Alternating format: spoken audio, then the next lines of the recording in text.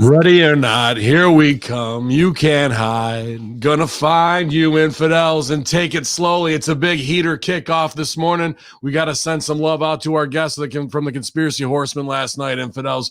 A great show all the way around. But we're back with your Ultra Kayfabe Declassified Friday Locker Room Thursday taping here at youtube.com/MROVW. It's Big Stevie Cool. It's Hacker Hamin. HackerHamin.podbean.com, infidels. YOLO.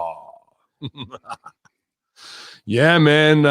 Little laughs this morning as they're trying to get us red hot already, Stevie. But we missed you last night, and not to put the heat on you, but Damian Sandow was very disappointed and upset, saddened that you weren't there last night, man. He was looking forward to it. We had a good time filling in for you, but I know you're recovering from some stiff heel heat and getting bumped out, man. So I wanted you to rest and feel better, dude, because your health is the most important thing.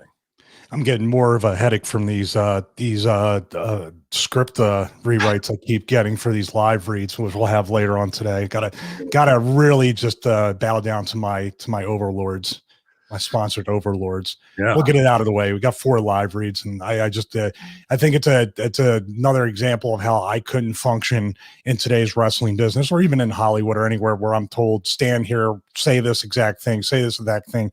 We're too much of improv people. I'm not on your level of improv, but it's just to take all the feeling and all the personalization out of anything. It just re-solidifies and actually cements that we are going on the right path, because everybody else is becoming dystopian robots while we stand out just because we're not kowtowing to be anybody but ourselves. Here's this script I want you to improvise. Oh, you improvised it wrong. Now here's a rewrite on that improvisation of the script. And can you submit the live read for approval before you make the live read? Yeah. Can you go to the future and show us what you're going to do before you do it? No, you can go fuck yourself. How about that? And that's straight from Hacker Hamin and nobody else.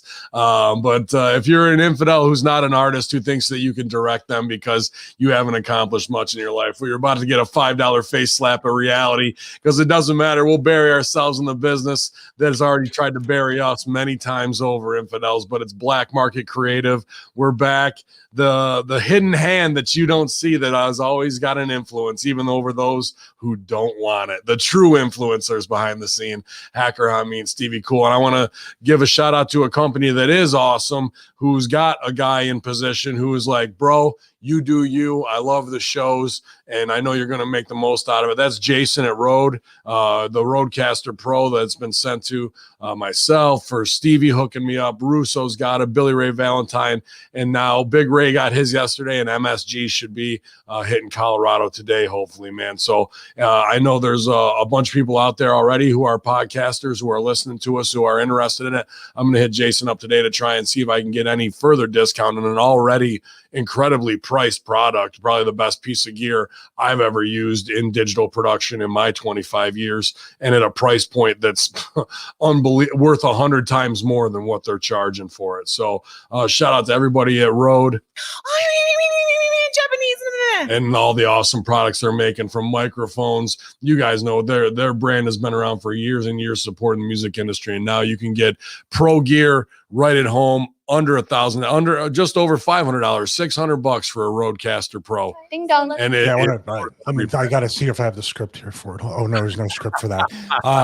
Well, yeah, I will say in all seriousness, I actually got to switch from the SM7B, and everybody. I did a Switcher Studio video. No. Let me finish. No, me. Anytime you switch mics, it pops me. But in all seriousness, with that, if I didn't have the SM7B already, believe it or not, the pod mic for $99. And that's what most people have said when I did the Switcher Studio kind of tutorial video. And I asked them towards the end, like, which mic do you, and 100% of the people, even with the Procaster, which is excellent for $229, they said that pod mic is very bright. So for my voice, which tends to be very deep, raspy, kind of bassy, a muddy microphone that's more neutral like this one may not fit it, but the pod mic does. And of course, I got this thing here. This is the SE Dynamite, which is a mic activator, which the Rodecaster Pro already has pretty low self noise. This can like the gain, meaning the volume on the microphone, compared to usually at 38, 39 for this one, is down to like 13 or 14, which means the self noise, well, it's just clean audio right there. And another thing, when I do the live read later, which is rehearsed, the live read later, I can record that particular thing on the Rodecaster Pro onto the micro SD card, and then edit and send it separately from the podcast feed. So you come through, the mic comes through, and clap for that, you stupid bastard. So we're streaming this. You're going to download the video and the audio, but you can also record right to the micro SD card as a separate audio file with multi-track. So if mine's too hot and yours is too low, you can go into an audio editor and just even it out. Well, I think it's a lot of great shit that you can do with it. I think that the SmackDown crew needs to get one of these then, because their audio mix is off all the goddamn time. Or you can use the free version of Levelator and just go with that for now. But also my wife and I are going to use this for voiceover, which you can tune the de-esser, the compressor, the limiter, all these different things that you probably hear a difference just live out of the gate right here. It also has a noise gate. But you can tweak those things according to, like, if you're going to use DaVinci Resolve, if you're going to use Adobe Audition or anything, you can have those kinds of settings right within the console. This is a dream.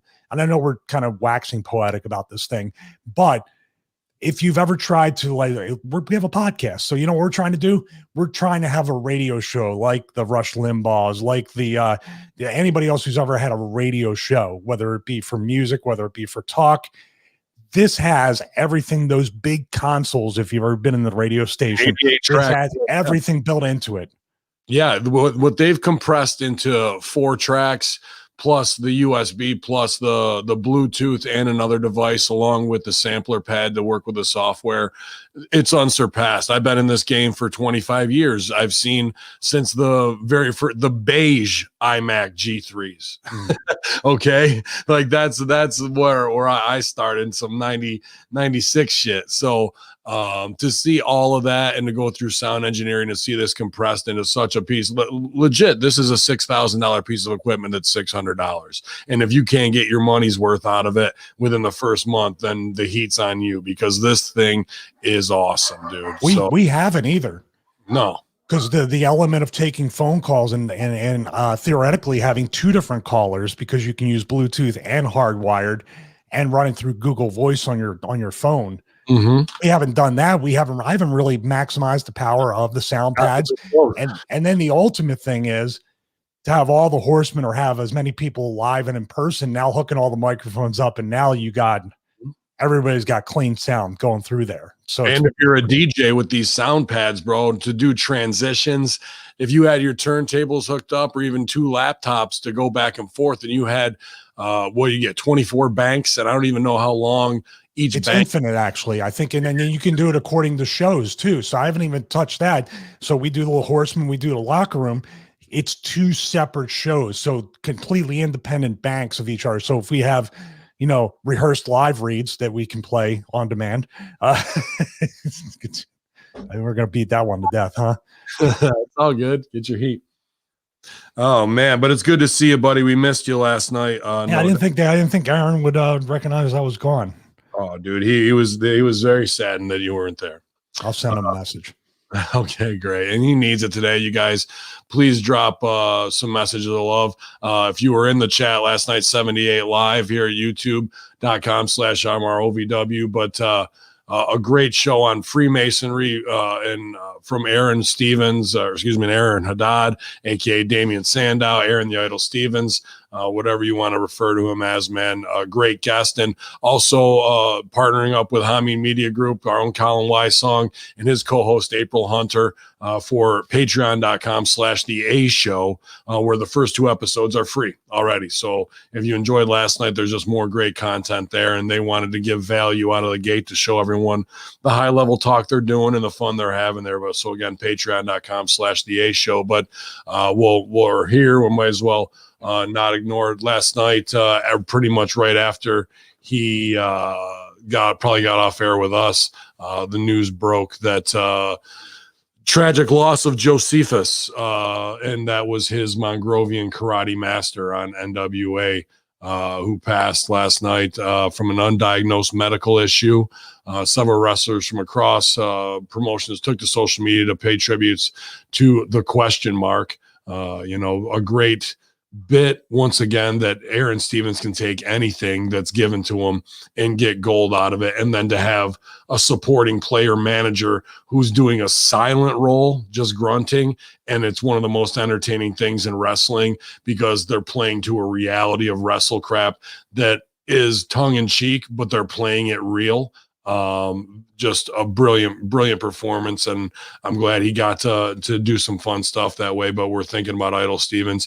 Other wrestlers have written out already. Impact star James Storm said this will hurt for a long time. The hard thing about wrestling, Josephus was trying not to laugh at his silly stuff he would do to try and pop you during the match. He'll be missed. Little known fact, he helped me with voice and writing material for the DCC videos. NWA star Elijah Burke wrote, thinking about the talks I've shared with Josephus, aka the question mark, over our short period of time working at NWA, I always found him to be upbeat, positive, gentle, and oddly funny. Really going to miss him and his smile. Prayers to him and his family. Drake Maverick said, saddened by the passing of Josephus. He was a total gentleman. Thoughts are with his close friends and family. Adam Pearce, former NWA champion and current WWE GM, wrote, Godspeed, Josephus. Joseph Hudson, rest well, sir.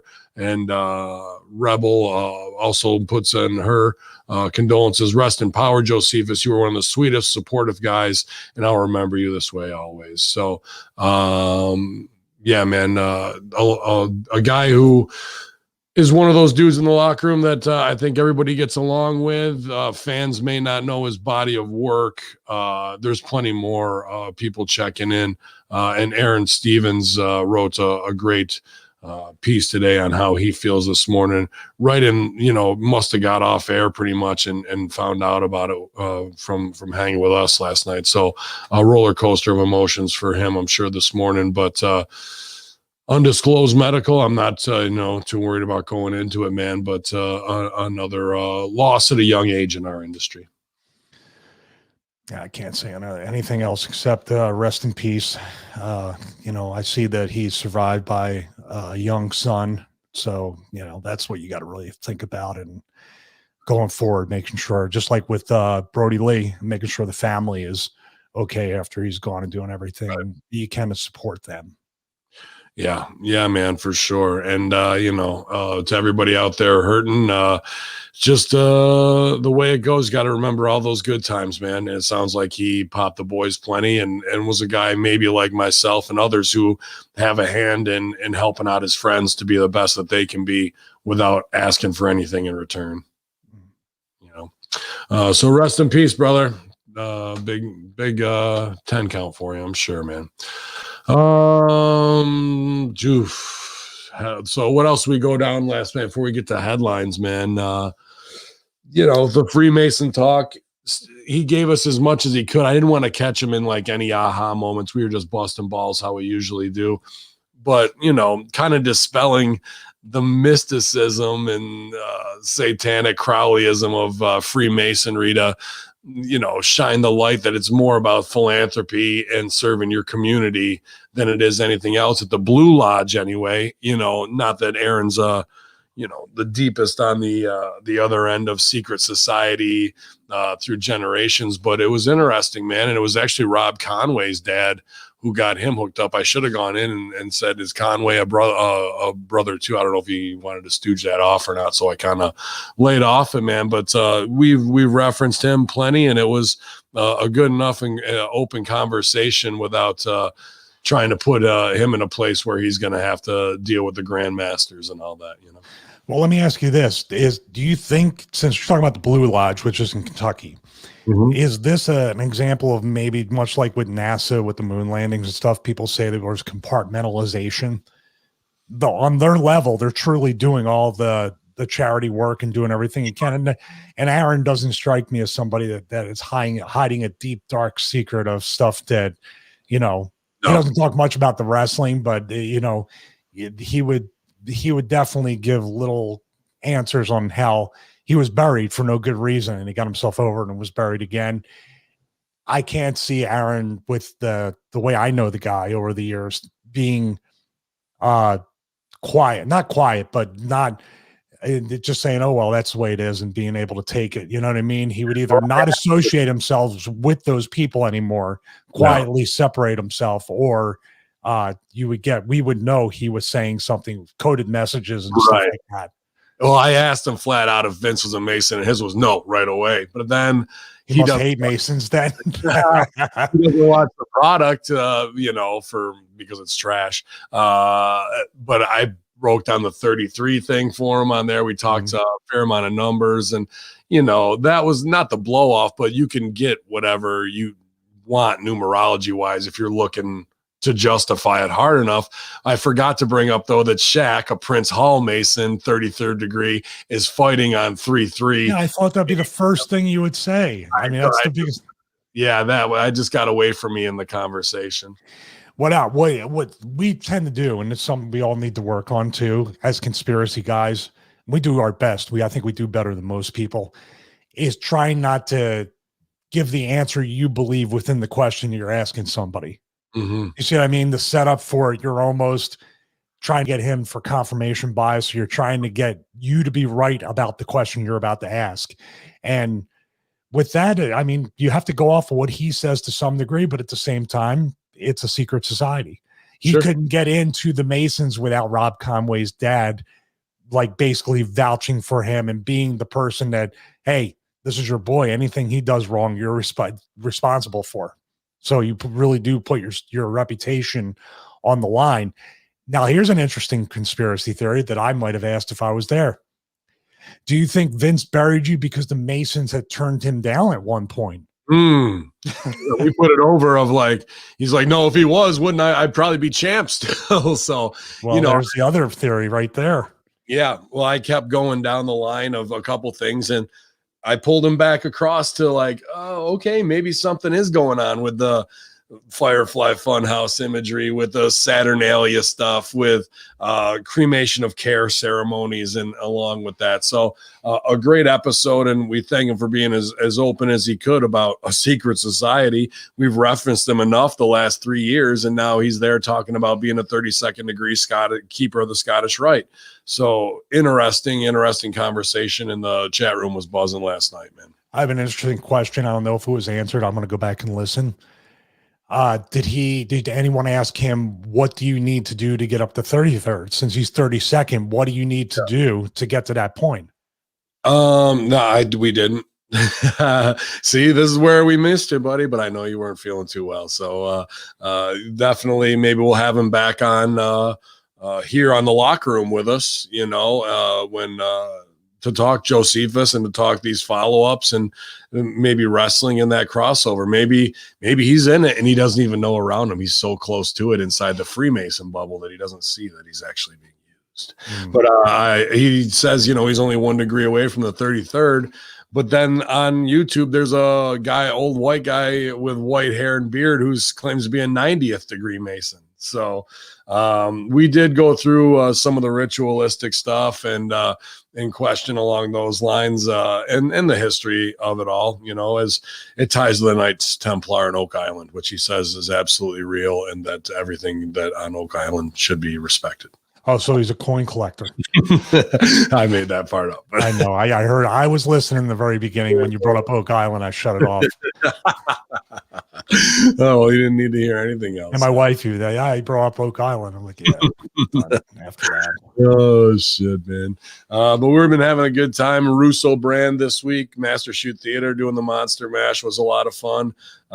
Getting through extra long elimination chamber weekend for another extended 2-hour show over there, man. But we're kicking it live and direct here at hackerhamin.podbean.com and Hamin Media Group on YouTube as well. Oh, do it. Come on. Grope. Thanks, Tony. And thank you, Tony Khan, for more great content this week. Better Call Saul. I think Russo's putting up, but we got to make the free episode live today. I'm going to do that after the locker room, get it all filled out. So that's another thing. Yeah, he's the gift that keeps on giving, apparently. Because my buddy Donovan Morgan said, he goes, did you watch AEW last night? What the fuck are they doing? I didn't watch it. So tell me what are they doing? First two segments and or the first and last segment, I should say, and it was the kickoff of match to pay off. So whatever happened in between, I don't have an opinion on yet. I will, because I'll be putting it on right after this, because I got to do Light the Fuse with MSG and the Chris Silvio at 1 p.m. today, and then MSG and I have another meeting with a TV company to do a barter system deal for Stevie Ray TV for his shows to be on TV there locally. So a big day here at HMG all the way around, like every day has been, really, man. And I want to thank MSG and Big Ray for tackling the Impact Attack yesterday. I know it wasn't live, but the show's up now, and that freed me up to go sign another local client here for the local social media. And so everybody pulling their duty, and whether it's guard duty, if I got to go do something else on special ops, everybody was right on point this week, man. So I appreciate the entire staff here at HMG. Oh, Stevie. Oh, Stevie, you ready for these headlines, bud? I guess so. I'm not going to remember them anyway. I know that's the one part of being concussed that's a positive. Someone who might join you in the concussion crew, and she'll remember, because when she tries to go and eat, she'll know that something's different. Asuka is reportedly lost a tooth after being kicked in the face on Raw. The hits just keep on coming for the Raw Women's Champion. On this week's episode of Raw, Asuka once again teamed up with her on again, off again rival Charlotte Flair to take on the tag team champions of Team Pretty, Nia Jax and Shayna Baszler. Japanese. And then during the tag team match, Asuka took a boot to the face from the Queen of Spades, and it was revealed during the Raw Talk post show on the WWE Network that she actually lost a tooth from the exchange. Insiders reporting that Asuka was indeed legitimately kicked in the face and lost a tooth as a result. She was checked on by WWE medical staff soon after the match, but it's unknown if she sustained any further injuries. The Empress of Tomorrow isn't doing a whole lot better in story either. She lost that tag match thanks to an inadvertent attack from her own partner, and that's not even close to the first time Charlotte's personal dramas got in the way of Asuka's success in recent weeks. Fans aren't too happy with the state of the Raw Women's Championship either. Since winning the title back at SummerSlam, Asuka had 2 title defenses against Lana, totaling 3 minutes and 20 seconds, one of which ended by DQ, and 2 title defenses against Zelina Vega, who the company can't mention because they fired her. In 2021, Asuka had only 1 defense against Alexa Bliss, and it ended in a no contest because Randy Orton RKO'd the challenger.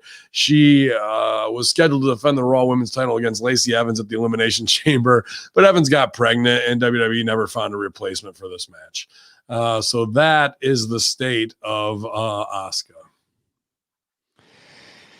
I saw that, and we didn't even really get into it, but I knew, first of all, you didn't even get the camera angle was all bunched up by bodies. You didn't really see it. I know she was trying to kick her in the shoulder to make it look like she kicked her in the face. Mm-hmm.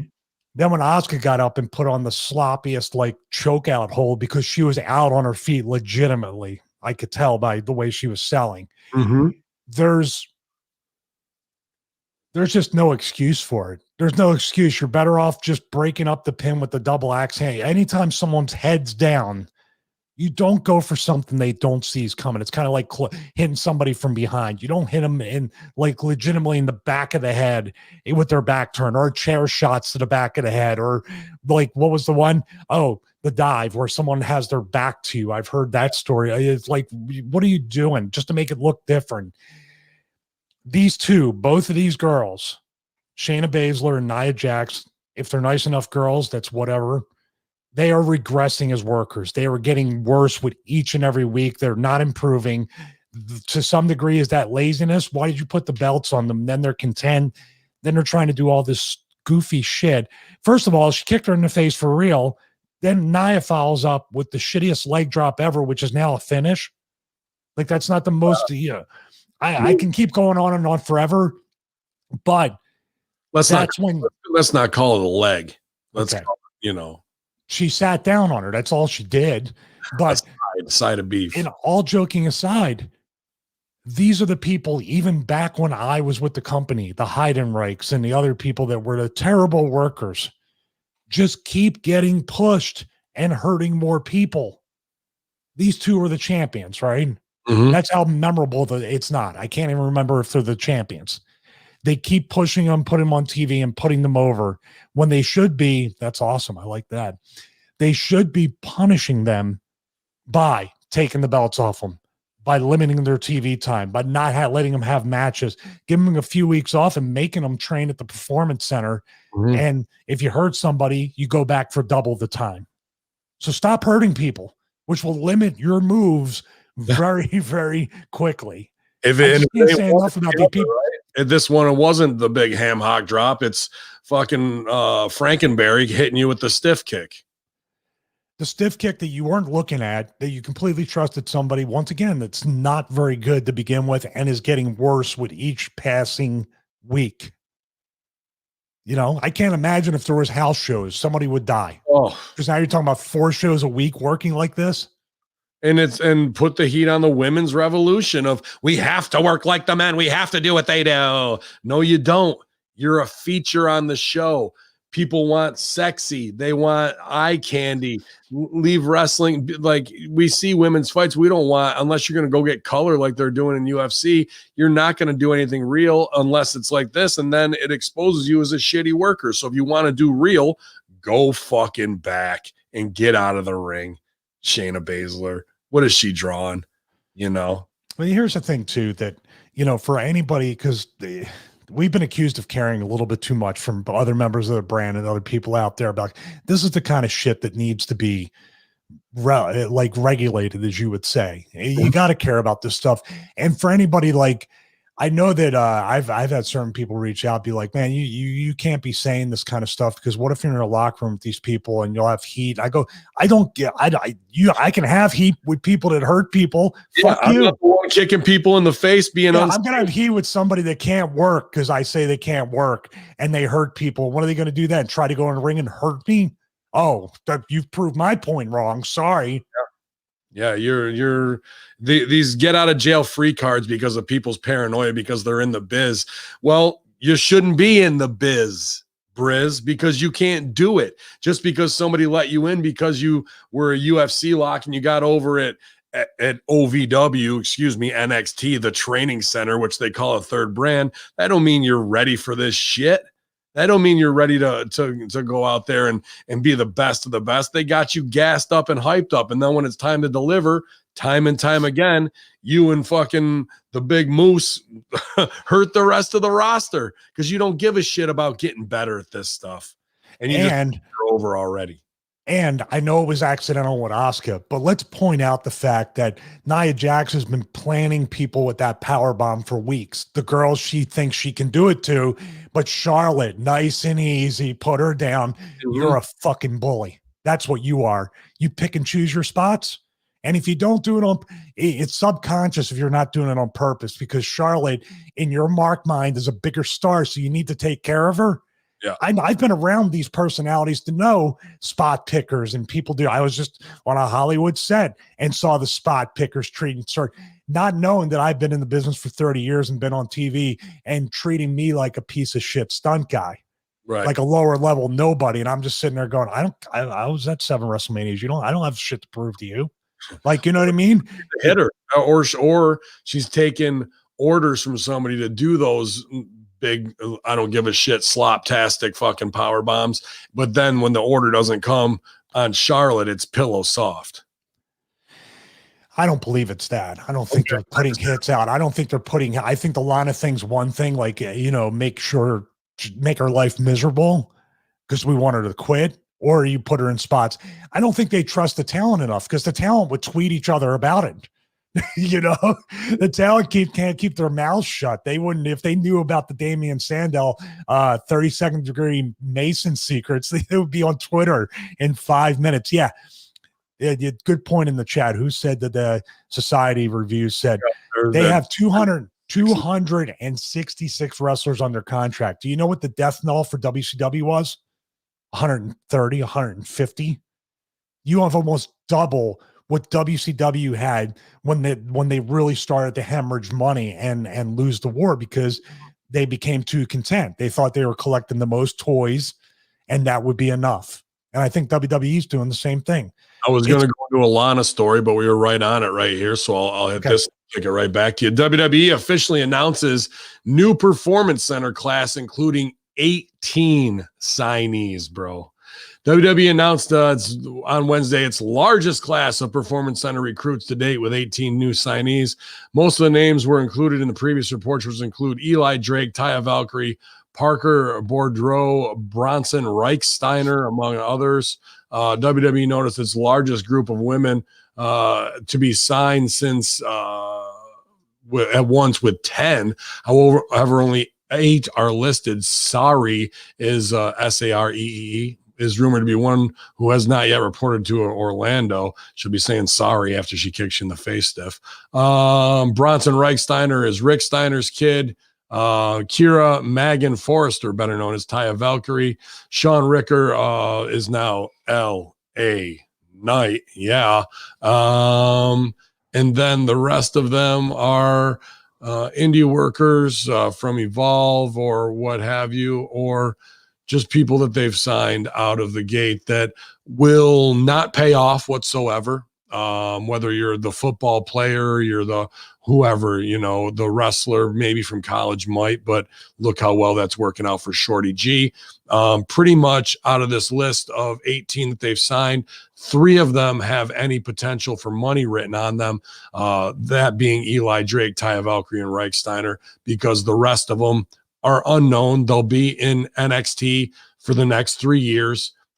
Maybe one of them, 2 of them will get to the main roster in a Forgotten Sons gimmick, and they'll be right out the door AOP style. So that could be 5 out of your 18. So you just wasted 4 years of contracts on 13 performers who've never paid their dues, who don't get it and never will get over whatsoever. Why does this keep happening? Why do you devalue talent from outside promotions by making it look like they're students coming in? Taya Valkyrie, Eli Drake. Why are they in the performance? Is that a thing for the call to justify the performance center? Are you going to try to retrain these people? Why are you giving their real names away? Stop it. You'd stay on point with your brand. What's their name? Do you see what I mean? Like, you're already telling us it's fake and phony, and it's not. You're already trying to trick us with deceiving us with fake names while you give the real names.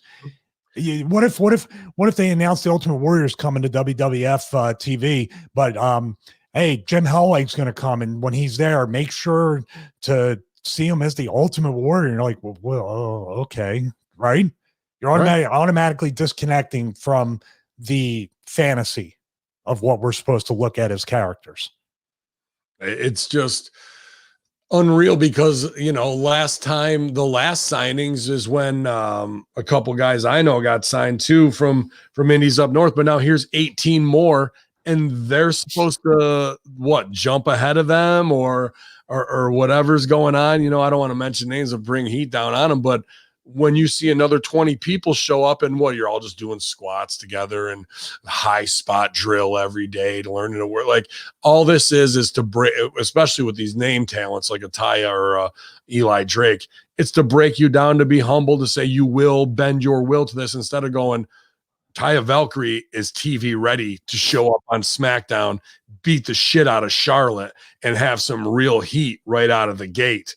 But no, you need to learn WWE way. What the fuck does that even mean? Sit there, shut up, take shitty creative, and not have a moment? Because that's pretty much everything that they're doing. Yeah, learn the WWE way, because that's been working. How's that working out for you, as you would say? They're not fixing the problem. This isn't even Band-Aids on a broken leg. This is like throwing a Band-Aid on your leg that doesn't have a cut when your carotid artery is bleeding from the neck, because your creative sucks, your infrastructure, the logistics of everything you're doing, the mission statement of the company, the people running the company, everything. This is not a problem from the bottom up. This is a problem from the top to the upper middle. The bottom, the talent, has nothing to do with it. As a matter of fact, the poison of the top is making the talent less talented. And you're saying, what you basically are doing is the same thing as when you hired Bischoff, when you hired Hamin. Now you have Bruce, who's hired this woman. Everybody is hiring to have a buffer so they don't get fired. So the talent is coming up because the other talent on TV is not getting over. So you better watch it because you'll get fired. And the talent's thinking, well, Bruce, you and Vince and whoever else of these 20-some writers are writing this shit. Why am I getting fired? Creative has nothing for you, but we're going to fire the talent. That's what I got. Creative. And I honestly said, why are you not firing the writers? If they can't write for me, why are you firing the wrestler? Do you think that with these insane amounts of hires this year already during COVID time, which is so stupid, because they're not going to get any house shows in Florida to get. They signed the bloody tampon chick. That's what Greg Mosier just said. $2.99 super chat. Sorry to interrupt. No, it's all good. But what about what's the werewolf girl? She does this flipping stunner off the top and is stupid. Oh, Ember Moon. I thought if you had said Dracula girl, we still aren't sure what she is, right? And a Shotzi Blackheart who damn near kills herself every fucking week on some dumb shit who still doesn't get it. These girls aren't long for the world after WrestleMania. And but they're so in the bubble that they don't even see that. They think because they're on NXT, the third brand, they're going to be over. Nope. You're going to be Taya Valkyrie's taking your spot. You're out of here. And that's what's going to be the sad reality. And then they'll show up in AEW on the sidelines or an Impact thing for on a paper performance 5-show deal. And, kayfabe that wrestling sucks and that they work themselves right out of their own job by not doing things the right way. But they went through the system and WWE broke them and they know how to do it WWE style now, but they can never get over, unfortunately. So it's like these lies that everyone is telling themselves inside the bubble. So if anybody has heat with us in a locker room, Stevie and I are so far outside of the fucking myopic lenses that you have on that we can see and say whatever the fuck we want because you have no control over us. None. And you never will again. So you're either going to get with that program and have to swallow some harsh realities of what they've done to you through mind control and ruining wrestling, or you can keep going. I'm WWE property because look, Triple H gave me a shirt and pointed at me. Now I must be over. I don't know if it's a designed cycle. It's a very vicious cycle. Because here we are, and you went through the era of the system that, I saw in WWE with OVW, the real way to teach guys. Because if you look at Cena, Orton, Batista, Spirit Squad, a bunch of different people that still have a legacy lasting. And dare I say, even at that point in that era, it was teetering on not having the true legacy or urban legend that past eras have had. I hate to use myself as an example. I'm just saying guys my age and older will always get booked, will always get virtual signings. There's an action figure company that wants to make BWO action figures from the ECW era. And that's very important to say.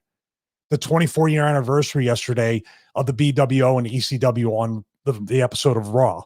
Awesome. People still remember that. Those were moments. The match wasn't anything special. There was a promo. We're taking over. Say hello to the blue guy. There was moments created that, quite frankly, at the time, we didn't know we were creating an urban legend. We just thought we were working and fighting for our creative and financial lives in ECW, trying to make a name for ourselves. That's been reversed. It's the inverse. Like, there's no such thing now. Even if you work 10 years on the supposed indies, you're coming in and then you're getting trained the WWE way. There's no legacy that's being brought with you from there. I don't know if I'm quite explaining it right, but will these people, I think you said before, will Seth Rollins be remembered 20 years from now? Not even a little bit. What will you remember Seth Rollins for? And these girls, talking about Shotzi Blackheart, talking about Ember Moon and other people, are their bump cards going to be completely gone before they even turn 30? Now, most WWE people, the bumps they're taking, the Shayna Baszlers and the Nia Jax for the next 2 to 3 years. How many girls have had shortened careers? Is Kairi Sane? She's never going to be the same after wrestling that girl 2 or 3 times. Nope. This they're not going to be. The business is essentially going to die. And guys, you're going to be calling Terry Funk at 95 years old with 3 new hips to come back because people still remember Terry Funk. Flair's still going to be on TV. Hogan's going to come back. If Warrior was still alive, he would be on his 4th run. Goldberg's still going to come back. You can say they suck all they want, but you remember them for being great. They created moments in your childhood, in your adulthood, these things. And of course, you're not going to get the same moments. So the business is essentially going to eat itself and die. Am I off base with that? Not too far like the left. Being in it's a convincing yourself that things aren't the reality so you can make your own reality when you know deep down in your heart that it's not, and the end game is only going to blow up in your face. But let's play it out, see how it fucking works. Bring that picture back up of who was that? That was Rat Salad. No, it was no. our own Sonic the Hedgehog. Yeah, bring up his. See, though, that's the face of man who has watched 5 hours of WWE a week. That's my face too. Shout out Sonic the Hedgehog. Nate Clinton, Frank's Pickle Barrel at Society Reviews, our own MSG in the house. Cujo. Samson X is here. The Canadian Spaceman's touching down. Media M5. Timbo Slice in the house. Wallrads. Paul F. Cujo. Doughboy. What up, Doe? Double A. Andrezen. Chris Mason, our own TikTok guy. JC Red and Bernie DC. All in the house. Appreciate you guys tuning in this morning as we're 39 strong here. YouTube.com/MRO. That needs to be the new thumbnail for the Raw SmackDown review. His picture. That's it. Actually, let me show you. I sent you guys. It's just a funny little thing. Let me see if I can go back and find it. Remember, I put the overlay. Here it is, right here. My wife likes to take pictures of me when I fall asleep. I must have narcolepsy, but then I made a nice little thing out of it. You've been watching, yeah. Raw face. Well, how about all those signees, Stevie? I was going to say, and no bonuses for the boys or the office, but we're going to sign 18 people, 4 of them who have possible money on them, and the other 14 are a 3 to 4 year wasted experiment who will never get over on the main roster and will be kicked back to the indies only for whatever other promotion. Now, times 4 years, times your basic $75,000 contract, times 14. Well, they supposedly lose 20 to 40 million a year on NXT and Performance Center. Unbelievable, bro. Oh shit. I don't skip that one. Come back to it. Jump over to AEW, talking about training centers. Nightmare Factory trainee Brooke Havoc injured during AEW Dark taping. Cody comments. She should have paid her dues. No. Brooke Havoc, a current trainer at Cody Rhodes and QT Marshall's Nightmare Factory, sustained a torn ACL last Wednesday night while competing against legit Layla Hirsch. News originally reported by F4W. Cody Rhodes confirmed the injury today on Twitter. Impressively, Havoc actually wrestled the second half of the match with a torn ACL. Wow. And it will be shown as planned on tonight's episode of AEW Dark. Havoc wrestled her first professional match last month on Dark against Dr. Britt Baker. She also competed in the first ever Nightmare Factory showcase this year. This is my very first student, Cody tweeted before the match with Baker. I never anticipated somebody would be ready this early on, but she did the work and earned this opportunity. We wish Brooke Havoc a speedy recovery and a quick return to the ring. Let's talk honest here, bro. Got to. I mean, I feel bad for this girl blowing her ACL out. That is the shits. But is this nothing more than you pay us the $5,000 to be part of the fucking Nightmare Factory, the work you pay, and in a month you're on TV, but they got to put it over. She earned it and she was ready to go. And then in her first pro match blows her ACL out, which says to me, you are not ready. I mean, it can happen to anybody, no doubt, but you're not ready to go. They're working these students for X amount of money and giving them AEW Dark matches as the carrot and stick. And there's other names that are there right now, and along with working at other affiliate places that are being worked this way. And to be honest with you, from what we know behind the scenes, they won't admit it because they've put themselves in a new bubble, but it's ruining their lives from where they were. They were on a trajectory they saw this forbidden door open, and be careful about going on the other side of the fence because the grass ain't always greener. I wish we could say more about that, but Yeah. people who know, and Russo and us have talked about it. People close to him are experiencing this paying their dues type thing when they already have other income streams that have dried up. And the weaponized hope, man. I think that's the only best way to put it. Weaponized hope. And I'm sure, listen, from a business perspective, weaponized hope really is what it is, not weaponized, right? No, weaponized because the people we're talking about haven't even seen the carrot to reach for yet. Right. That hasn't even been dangled in front of them. You come here and do 95%, move your entire family, your life here, quit your job, come over here, stack up in an apartment and start pressure washing and doing all that bullshit to get over with a company that's just affiliated with that company. Right. So you're like 5 degrees of separation from the actual opportunity. Well, but let's talk and expose it a little bit hypothetically. This is all here, not hearsay. This is all just from my own twisted mind, actually. With all that going on, that means those in power have to have their little secret clique meetings on how they're going to work these people to get the money out of them. So there has to be some evil plotting that's masqueraded as you're not going to believe the opportunity you could get here. But there has to be some good brother talk of, or bad brother talk of, we fucking got them each for 4,500. All we got to do is give them a dark match and they'll fucking stay because they want to get over and they think that, is that not going on? Yeah. I mean, there's another guy that I'm really friendly with that, came in from the other side of the country to be at the Nightmare Factory for 3 months telling me about this. And the interesting thing is, and I'll say it here, I don't care. It's the locker room, like you say. Interesting thing is these conversations happen with these people before they come into the area.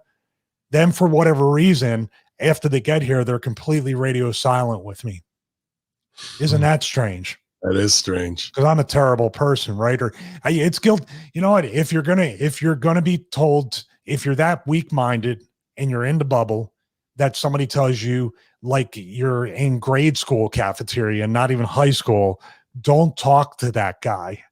Don't talk to those people because I'm fine right where I'm at. I'm the one making money, and every promise that is given to me is from within here that's fulfilled. Yeah. You keep doing that and tell me in about 6 months how it's working out for you, as Ben would say. I love that. How's that working out for you? I don't care. You don't control. We're not flexing or doing anything. We're just telling you we wake up each and every morning, concussion or no concussion. I wake up each and every morning doing the best I can to be what I can and make the money for me and my family without these people controlling it. And anytime I'm put in a situation that, and you're the same way, anytime we're put in situations where they're trying to make us dance, we just go, okay, double down on my stuff over here because I don't want to deal with this shit anymore. I'm done with that. Right. But if you want to do that and you want to be completely coward, gutless coward, if you want to be a coward and just like, because eventually they're going to turn on you too, and you're going to be the person. It's too fleeting. Once again, I don't know if the concussion is if I'm making sense with this, but it's Russo's birthday video because we couldn't trust what was going to be said. That's a whole nother story. I paused when he said you want to hold him down and punch him. Got to deprogram the kid. Yeah, and that's somebody who absolutely should be. But at the end of the day, green or not, a blown ACL sucks. Diana J. Girl's out too, right? Yes. Cut you off. The chat just said that she was Nightmare Family, right? She's out 6 to 12 months. So that's 2 of your students that are out for almost a year. Mm-hmm. Meanwhile, you have the best wrestler in the game there right now. And is she the one training those women? Brandy? No. Yes, yeah, she is. Who's training them? Yeah, you cut off for a second. Dude, why is Serena not training the women fully? From basics to right on. Well, I just said something that was completely, I thought, out of line, but it seems to make sense. Is Brandy training these girls with QT? Now QT's training these girls, training all the students. The one dude that tagged with Cody when Cody tore his shoulder out 2 weeks ago against all the green guys, when he went up to the top and all the Nightmare family comes out and he didn't have the promo, he's there with his dick in his hand. He thanked Brandy for the training, so apparently she is getting in there and fucking showing you how it's done. Who did that? What I can't even remember the dude's name, African-American athletic kid. And he was tagging with Cody versus the Italian dude and somebody else who was the perfect example of a I love that we don't even have the names. We're like, it's like this muscular guy versus the Italian dude. They're like, this is wrestling. And he got that. He was a 3-year experiment and got fired. So it's the same fucking, everything we're saying is just constantly, oh, you want the ace, you want the king, you want the queen, you want the jack. I got them all. I got a full boat here of whatever your excuse is. Here it is. So Cody got hurt during that. They went over in a weird finish. They go up to the top. It's Arn, Dustin, Cody, all standing around him to put him over. It's his promo time. He goes, I'm not sure what I'm supposed to say here. I don't have much. I'm going, what the fuck? You just went over on your 49 losses on Dark. He gets his first win on the main show and he doesn't have a promo. He thanks all of them. And he goes, and I also want to thank Brandy too for her help with training. I'm going, this is perfect, bro. He should have just said, man, I totally forgot my promo. I wasn't even. I think this is why my friend Donovan Morgan watches it. He's a former wrestler who wrestled full time in Japan. People probably tune into wrestling now just to see how bad it is. There's no other reason. I get messages from Charles the Hammer Evans, who I got a ton of respect for, Ox and Hammer, and we came up with Cody at OVW when it was Cody and Spears doing the singles. Ox and Hammer were in the main. Of taking on sometimes Ryback and John. God damn it, what's his last name? I lost it off the top of my head. But this stuff is just ridiculous to a guy like Ox, who's a former, Hammer, who's a former military drill sergeant, and now he's got to watch this shit and watch the spot passing by. You know what I mean? It's just so frustrating for so many of us who have a skill level on 9 or 10, but 2s are getting the fucking spot. Then they get hurt during the match or expose the business on TV, but keep patting them on the back and rolling them out there, man. Elite. How many people you think are under contract? Somebody said that AEW has as many as WWE right now. They're not contracted. I would say they're booking a ton. They got to book over 100 wrestlers in a way. You think about it. Look at everybody who's on the sidelines alone, who's just on either side of the thing, acting like Mark fans. Everyone. What are they paying them? Or are they coming in for the carrot, for the dangled opportunity? 80-20 get paid. And then there's other ones who are like, oh, you get to be on camera for that, and then people will know you from that. And then on Dark, they'll be like, oh, I saw him on Dynamite in there, so they're going to be into you. Like, I hear the lies in my fucking head, bro. I can feel it. I know that's what's going on. So Black Market Creative, we'll keep going and doing what we do and have my fucking hands over the business, and they can deny it all they want. And then they do. If I want to pressure wash anything, I'll just hire Justin Frentz. I don't need to do it myself. How's that? Oh my God, man.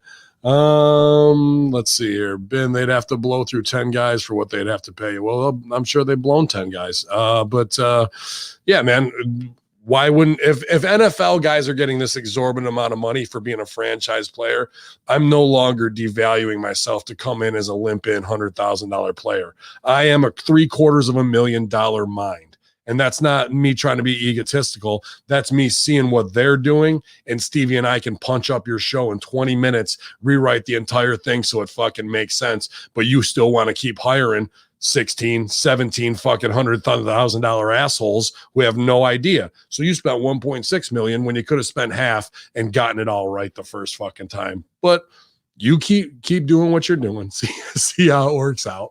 Lana discusses improving in the ring and her obsession with training. Lana has spoken with Brandy. She's working hard in private sessions. They have spoken with the Independent about her hard work to improve inside the ring and her obsession with training. Lana debuted in the ring back in 2015, and since that point, she has had a roller coaster career filled with ups and downs, and she reflected on how she's been pushing for the opportunity to work since before it actually happened. She says, I've been trying to get this opportunity way before it happened. I was training at live events or working at live events and maybe not being able to get the spot on TV. Now I've been given that opportunity. I'm trying to make the most of it and trying to run with it. I believe that luck is when opportunity meets those who are prepared. So I constantly come in early, training at live events, not seeing television, hoping that one day I would get the opportunity and that when I do, I'm as prepared as I can be. The cool thing for me is that I can take WWE Universe with me on my journey. It's really wild. My very first match in my entire life happened at WrestleMania. It happened in front of all of you. WWE wouldn't allow me to have a match before WrestleMania, so it was in front of 101,000 people. So as a rib, they will put her out in her first cold match in front of 100 grand to see if she's going to fall flat on her face. I appreciate your work ethic, dear, and wanting to stick it to them to say, I'm going to show up early to show that I can wrestle because you want to make me into what I'm not. And that's really playing the politics in the right way. And I'm sure Miro told her that's what she has to do, but it comes at the cost of her spine, concussion, and not really learning how to work for another 4 or 5 years. Has she gotten better in the last year? Yeah, but better to the point of student show good, not ready for TV to be out there doing it. And they've got her head so messed up that she should be going, no, I'm the most beautiful woman. I'm going to be a valet because there are no valets, and that's my spot. Now she's just mixed in with biceps and tits, with Team Pretty getting fucking smashed on, ready to expose the business on a botched spot because she wants to do it so well, but she's not there yet. This is the bubble and how it will mess with people's heads. And instead of her going, fuck that, I'm not taking any bumps, I'm sexy as shit, and all I got to do is put my leg vertical so guys can stare at my crotch for half a second, and that's my payday. Nobody wants to see you do a comeback, fucking Hulk up like you're gonna beat the shit out of somebody. That's never gonna be real, ever. No one was gonna believe that Miss Elizabeth is gonna fucking be a champion. And why are we trying to do that, Stevie? They had the ability to create, her and Rusev ruined her own business with the Drago and Drago's wife gimmick, which was over. So she literally could have worn dresses and been more clothed than the other girls. And like you said, had more sex appeal than them because it's different. Everyone else is doing this whole thing. Also, I mentioned it on Raw SmackDown review. What is this formula with these girls where they, like, all of a sudden her and Naomi are best friends, and the Natty and Tamina now, and Natty, it was Natty and Lana, but it's always this, it feels like Saved by the Bell, like we're best friends now and we're this and that, and they hug, and of course every time they win and lose they can't believe they won or lost. Right. It's all these, I don't know. Do you see what I mean though? There's a woman's evolution, but then again they go back to it feels like a bunch of young girls playing house or something. I can't quite put That's great. That's a great analogy.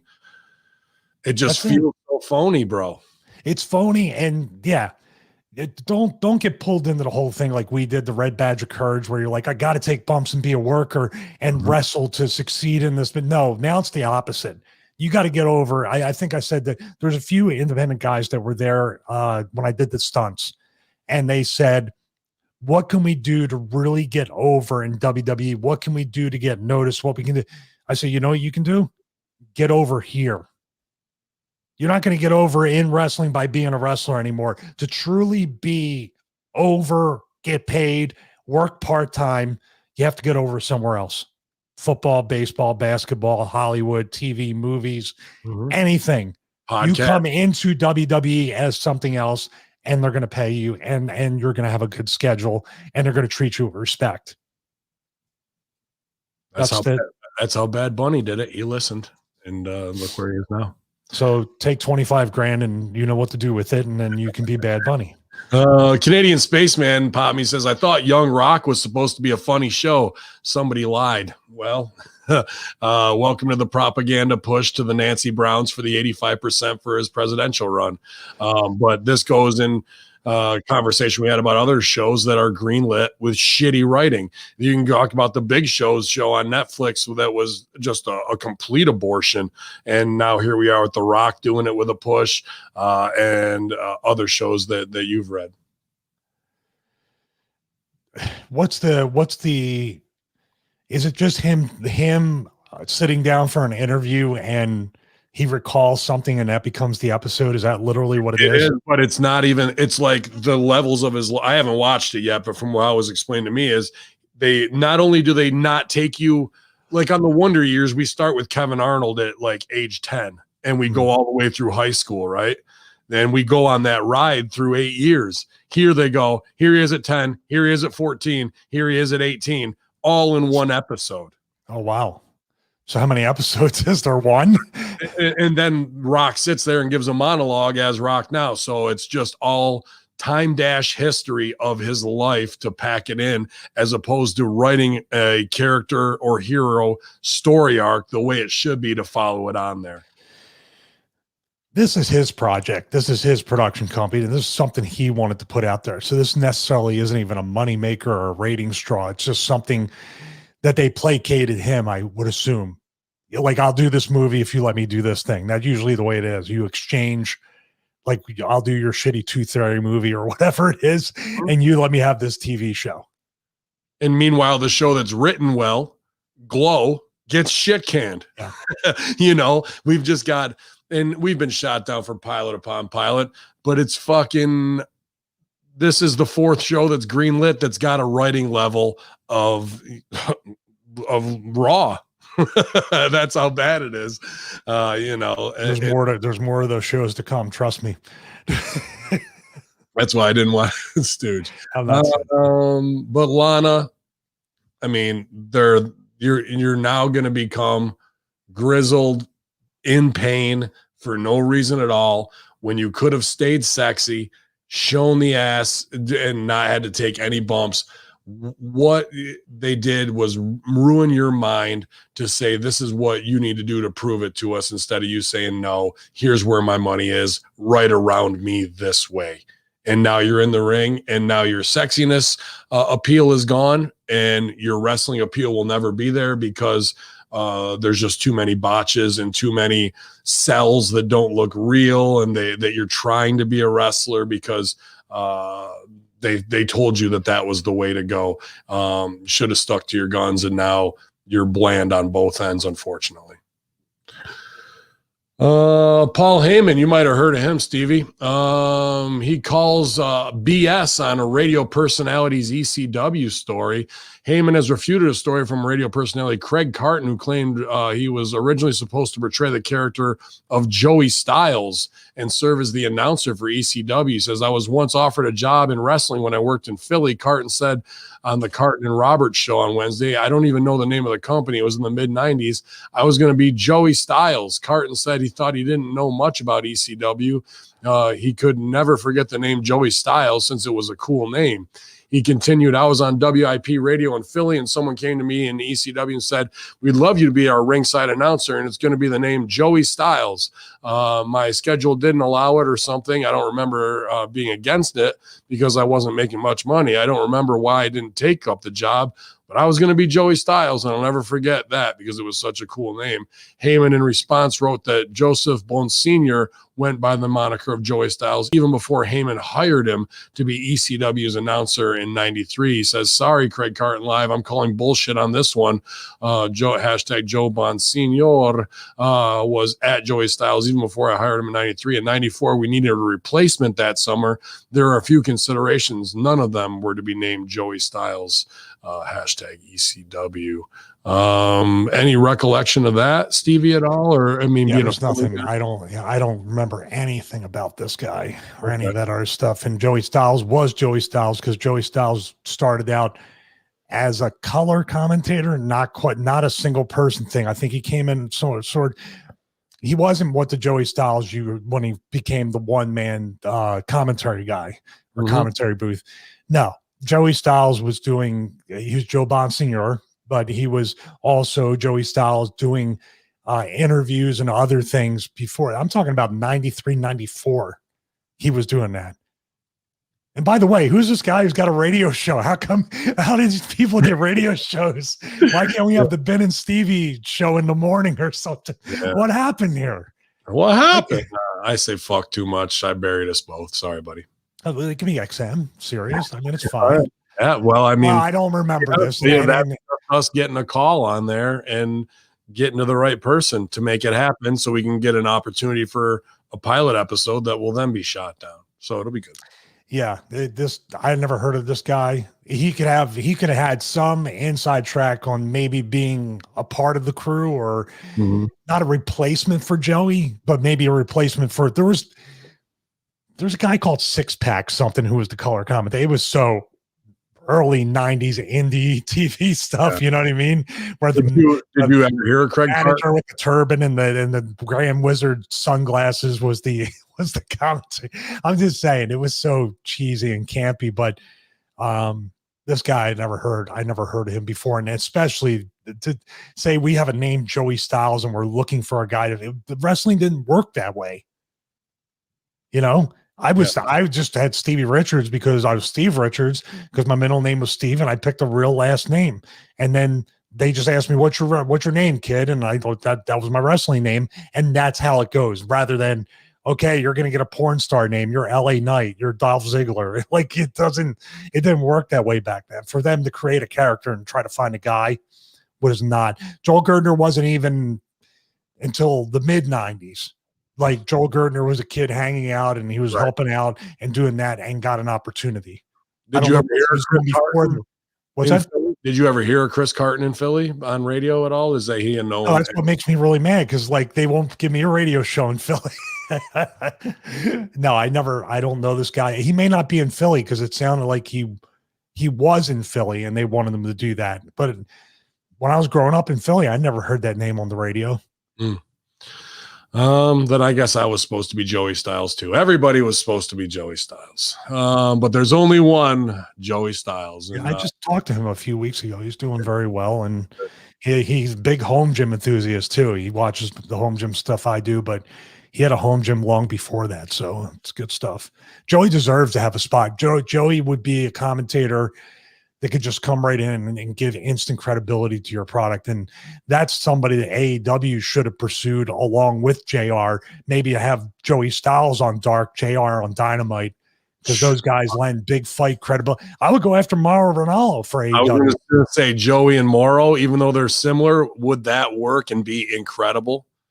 You know? No, I don't think it would. No? Two different styles of energy and maybe a little bit too much sensory overload. Okay. They're both one. Here's what Mauro needs: a Daniel Cormier type. He needs a wrestler to explain that, to bring it down, explain the technical stuff, and he's the excitement.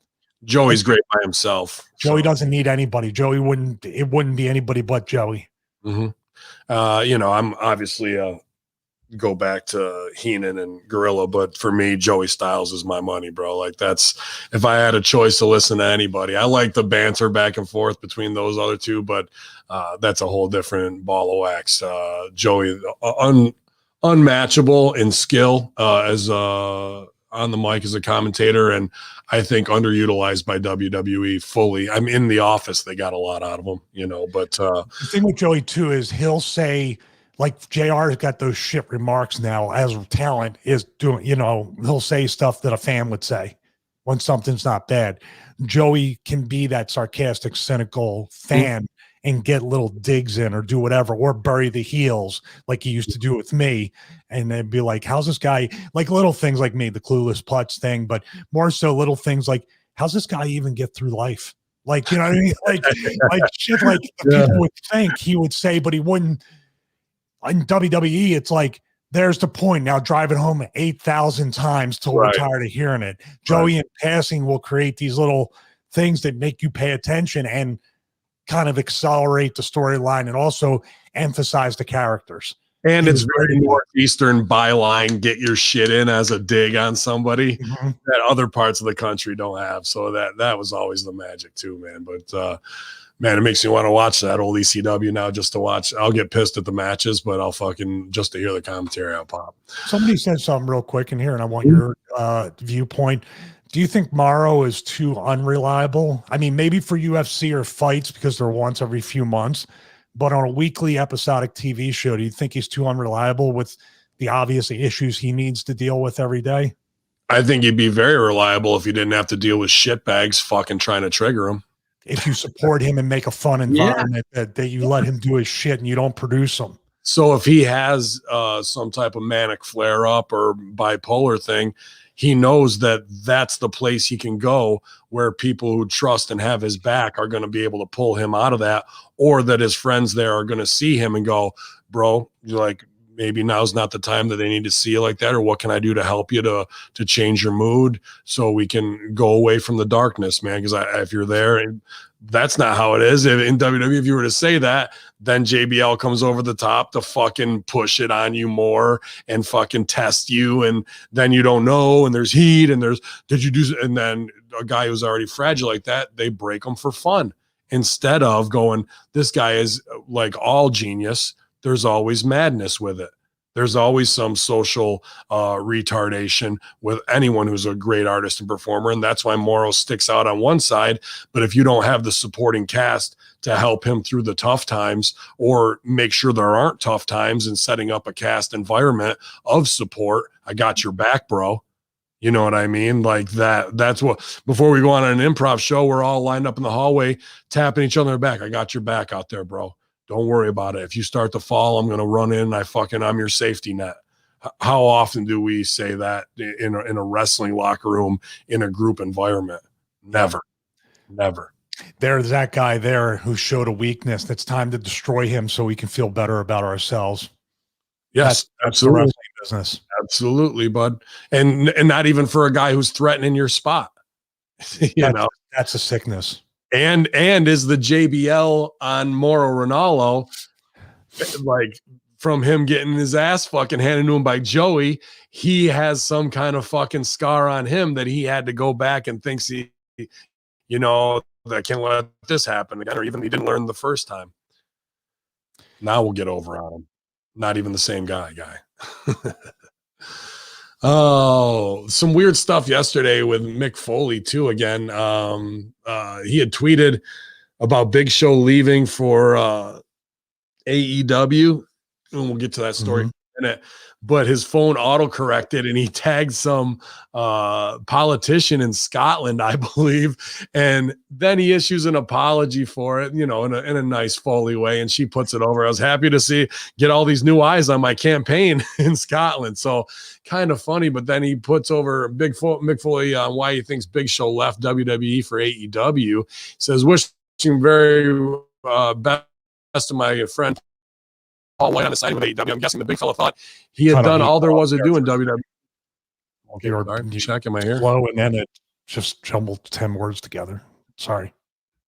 Oh, it's me. Oh, I'm all alone. Here he comes. He's back. He says, wishing the best to my friend. You hear me all right? Yeah. Okay. Paul White on his signing with AEW. I'm guessing the big fella thought he had done all there was to do in WWE, and he still had some gas left in the tank. I'm going to follow up with that story real quick, and I'll get your opinion 1 second here. Let me just find it. Of course, now it's going to freeze. There we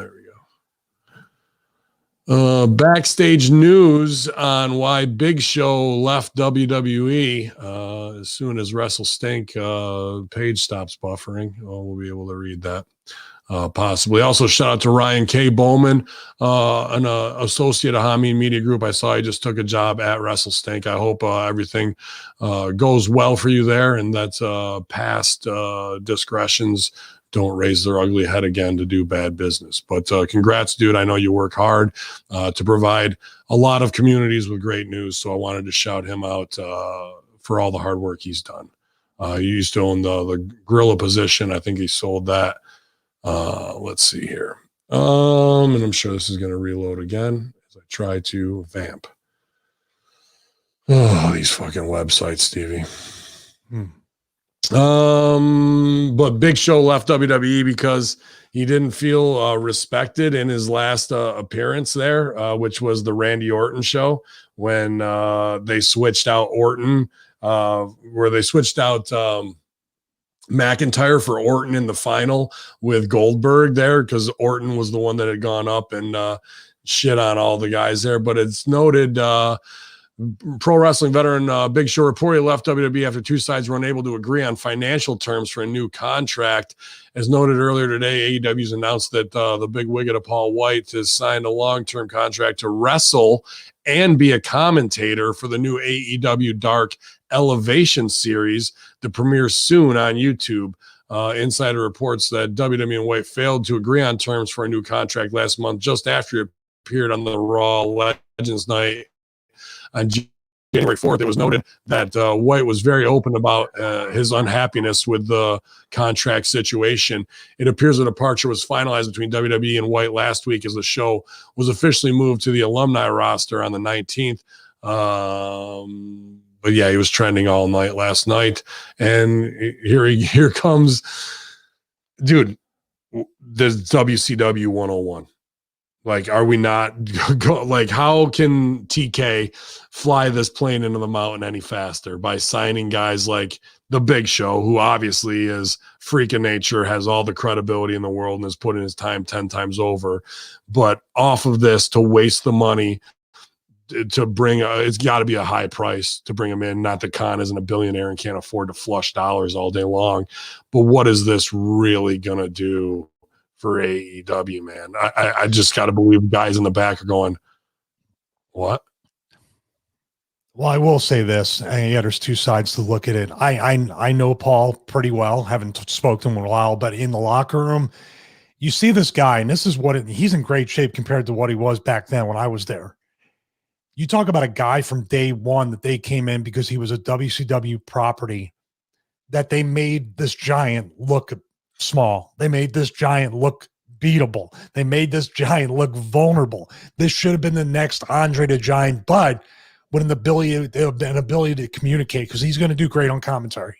I'm not saying they're going to get the return on the investment for the money they're paying at this point, because the perception of him being so stale and buried from WWE, the first thing you and I would do in creative is, how can we dig, all right, Big Show out of this hole that 22 years have dug him. It have been dug and put him in. He's been buried so much. He's a guy that should have been the special attraction, should have been untouchable, should have won every battle royal, should have done so many different things, yet he was so athletic and talented and could take bumps. The guy used to be able to do a moonsault in WWE. He's athletic as anything, but they used that athleticism to put other guys over and buried him. And from the last time I was around him, I don't know, people changed, but I don't think he did. He was always a really awesome guy to be around. He was always a great guy to be around, and the great guy in the locker room, and also very disarming. This is where the wrestling business, as you said before, Morrow, a disarming guy that's very friendly and is kind of, wants to give. They're going to take and they're going to bury and they're going to step on you and they're going to do everything they can. And they're not going to respect you because you're not trying to get your shit in. Big Show is so good that he felt like he didn't need to play the games, which cost him, in my viewpoint, cost him the progression in his career that he should have had. Now, Tony Khan probably signed him. He lives in Florida, so it's a drive back and forth. Who knows if he's got a car service or what they're going to do, if they're going to fly him from Tampa to Jacksonville. But we have to look at how much money we're investing in this guy. If he's offering to wrestle and commentate, he's at least trying to put the effort forward to justify somewhat of what they're paying him. Now, is he going to be a goodwill ambassador for the Jaguars? Are we going to use him on PR? Is he going to be a voice of something else without overexposing him. Are we going to finally get Shaq versus Big Show, and they're going to do it right? Isn't that the fuck up, though? They didn't do it right. No, they got Shaq versus Cody. They're blowing that whole thing on 3-3 rather than coming in now and stepping in and saying this match is the card's subject to change. Big Show versus Paul White now 3-3. You do it that night. Cody's hurt. And you don't announce it like a fucking huge mark that we signed Big Show Paul White. So that's right. Yeah. You do it on 3-3. Cody's hurt. I can't wrestle this match, Shaq. I'm sorry, but I got a replacement for me tonight, and you're gonna face him instead. Well, it's Big Paul, and fucking out he comes, and the place, and then the internet goes boom. Like, we miss these fucking internet monster booms for a fucking little AEW Dynamite. Guess who we signed? Asshole graphic, so the fucking place can go nuts. Instead of making a true moment, a true impact. The night that fucking Big Show showed up on AEW and nobody knew it and faced Shaq because WWE couldn't pull it off because they're too fucking stupid. And like, there's the moment. Instead, nope, we don't want that moment either. Fuck that, bro. Fuck the surprise. We got to put ourselves over as, oh my God, they signed them. And so WWE can go like, what? We didn't know that. And they're hot. And it's, dude, 20% value on everything they do.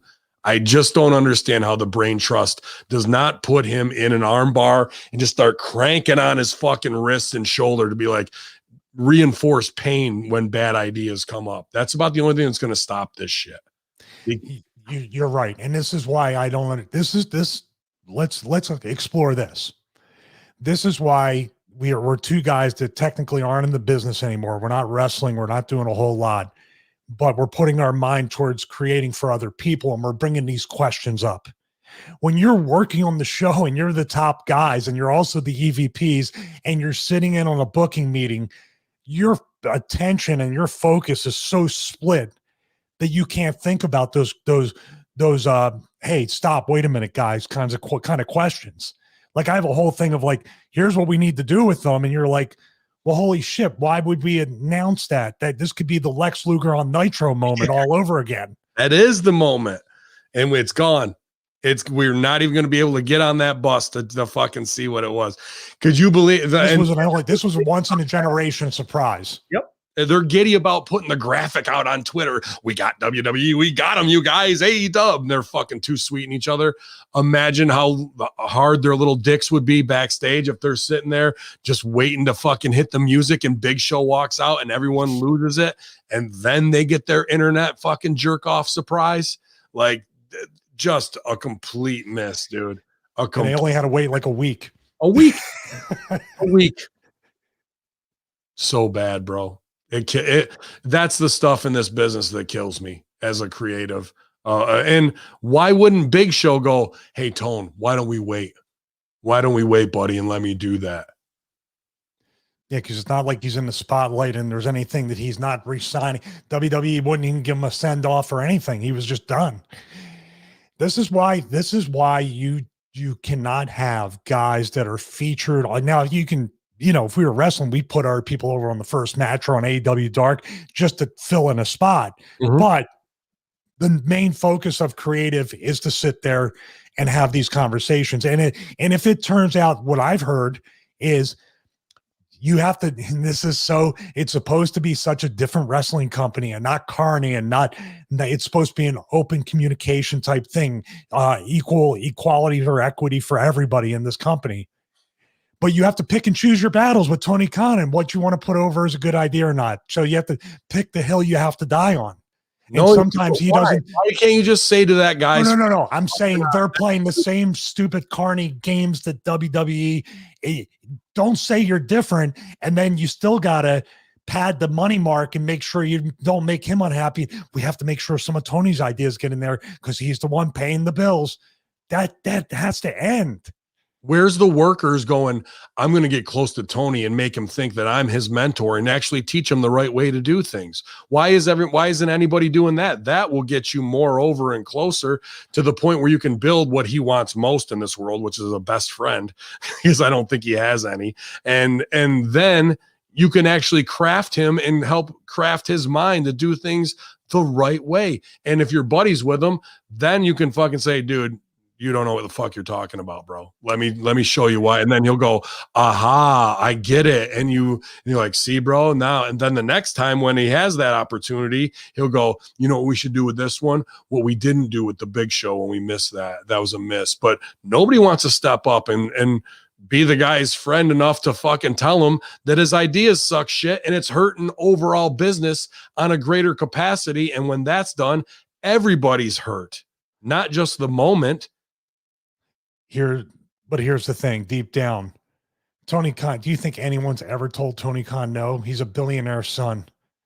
Do you think outside of the football players that don't give a fuck because they have a union, do you think anybody's ever told Khan no or really sat him down and told him how things are? They put him on TV to look like on whatever those Impact promos are so bad. And they're letting them do it, and they're laughing about it, I'm sure. Tony Khan brings AEW wrestlers to help take shots at Impact Wrestling star power. AEW president and CEO Tony Khan and the announcer Shivani returned to Impact this week for their 11th paid advertisement. This time they brought Britt Baker, Rebel, Ricky Starks, Brian Cage, Ryan Nemeth, Isaiah Cassidy, and Matt Hardy. This paid ad was filmed at Jacksonville's Jaguars at Daly's place. The promo started out with Shivani hyping up the boss, the front door. Said Broadway may be closed, but you all have a front row seat at the Tonys. The following announcement is paid for by All Elite Wrestling. He says, I'm here with the owner of AEW, Tony Khan, owner of Jacksonville Jaguars, and the Forbidden Door, Mr. Tony Khan. Valentine's Day was a week ago, and you still have the sunglasses on. What about it? Khan responded and continued to take shots at Impact, this time knocking their star power. He says, that's because I have the biggest heart in pro wrestling, said Khan. In tone, I've got such a big heart and I love doing this charity work for Impact. It's like my own personal Big Brother program. Impact is the little kid I mentor once a week. I come here for paid ads. Impact, look at the talent I brought you. This is like 4% of the AEW roster, and yet it's more star power than you're going to get in your 2 years of Impact Wrestling shows. On then Dynamite's episode, dude, in the background is Brian Cage and fucking Rebel, who they both took, and Matt Hardy from Impact.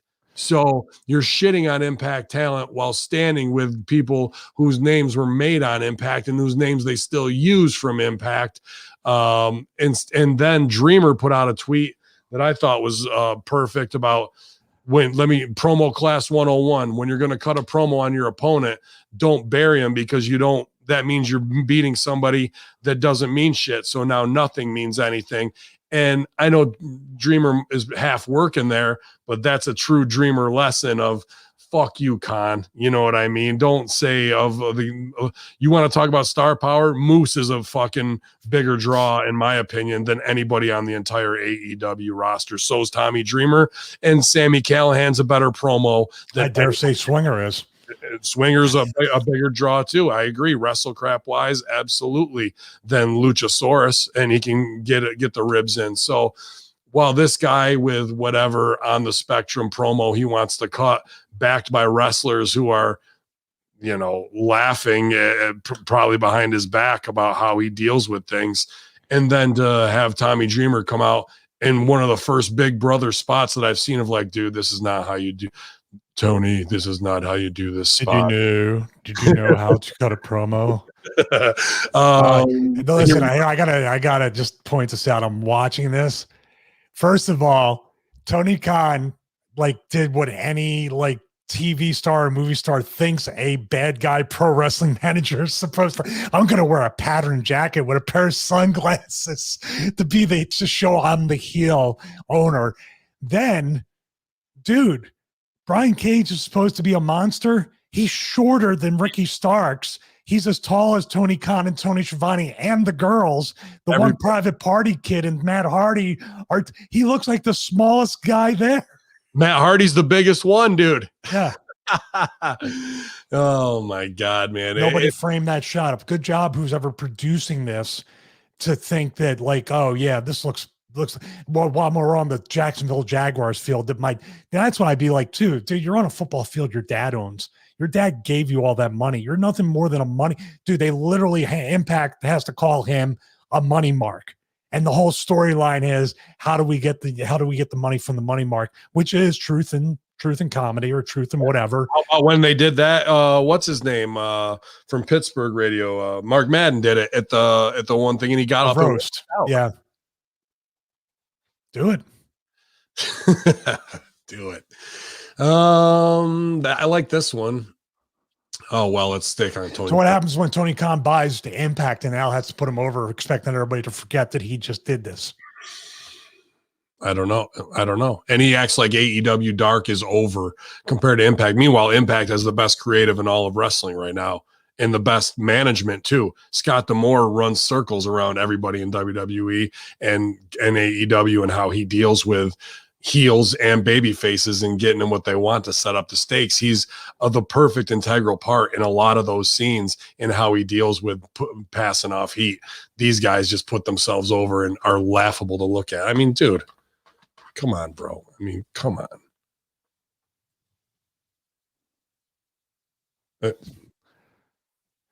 I don't know what else I can say. Like, I like the one with the wrestler supposed to respect that, bro. You know, how am I supposed to get my camera? He buys respect. No, but you don't though. You know that's not true. You know, like you can't buy it. You can only earn it.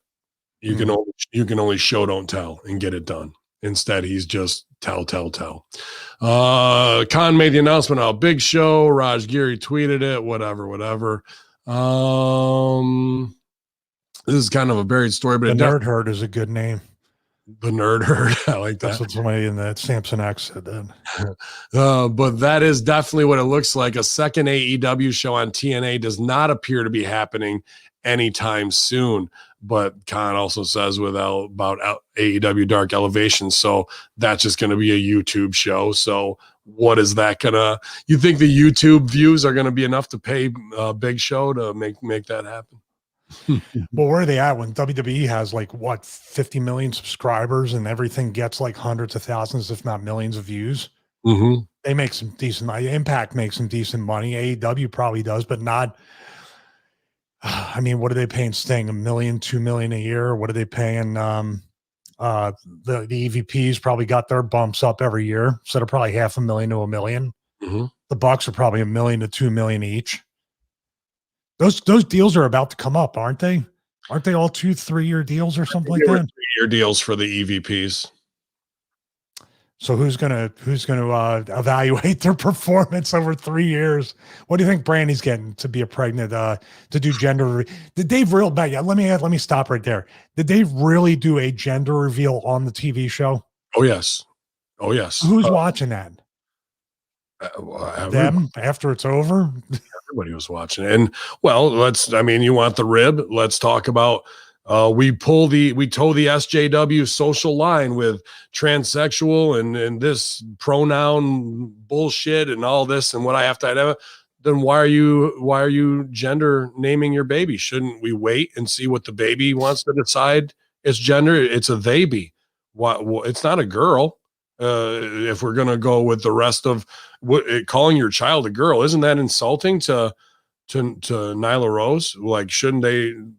How could you do that to your talent? That's concussion inducing. The double. That's a great point. If you're so sensitive to all that stuff, why is it not? They did a very traditional gender reveal, right? Which is supposedly offensive now. But it's fine for them because when they want to play Leave It to Beaver 1950s morality to do all of the fucking kitschy little things that couples who want to sell their pictures to People magazine for $50,000 do, they'll do that. But when it comes to how dare you gender name or whatever, or go out of the confines of woke culture, we'll toe that line too. We'll do that. So the hypocrisy is unbearable. Looking good, baby. Baby versus Marco Stunt, if the company lasts that long. The baby will be bigger when it comes out. Yeah. Than Marco Stunt. Probably.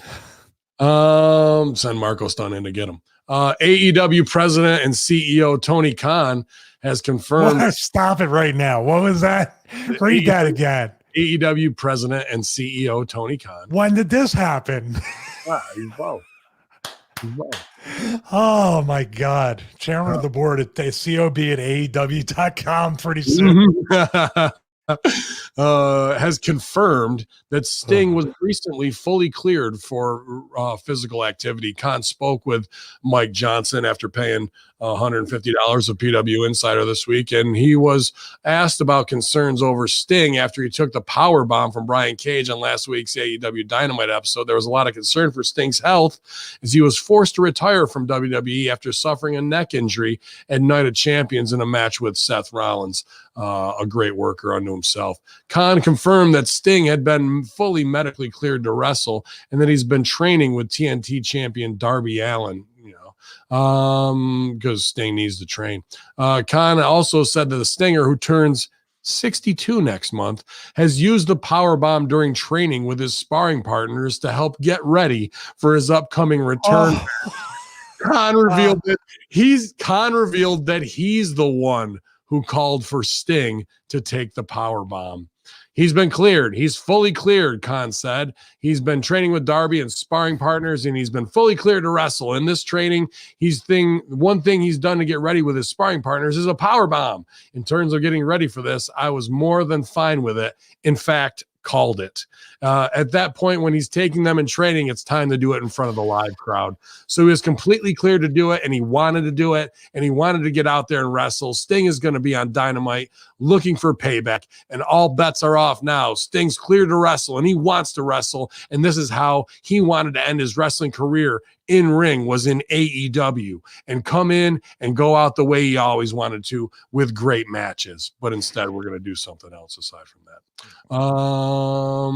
True, man. Oh my God. Where do we start? Let's start with the only thing that he said that was truthful. His career will end in AEW. That's the only thing that's true. Dude, Mike, shut the fuck up. Yeah. You focus on Sting. He's the one taking the bumps. So now your miraculous concussion protocol is now expands to the nerves of the neck and paralysis and everything. So now not only that, it's paralysis protocol. You can do that. And dude, stop. And this is like the Lana. Lana's practicing a table bump before taking the real table bump. Was that is a fact or fiction? Did we talk about that before?